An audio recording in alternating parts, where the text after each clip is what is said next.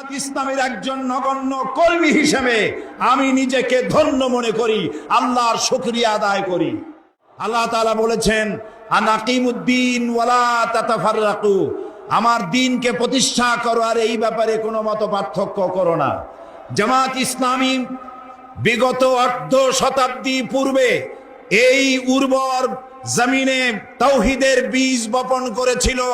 সেই বীজ থেকে চারা উদ্গত হয়ে সেই চারাটি আজ শাখায় প্রশাখায় পত্র পল্লবে ফলে ফুলে পরিশোভিত হয়ে বিশাল ময়ূরে পরিণত হয়েছে। এই জামাত ইসলামের একজন নগণ্য কর্মী হিসেবে আমি নিজেকে ধন্য মনে করি, আল্লাহর শুকরিয়া আদায় করি।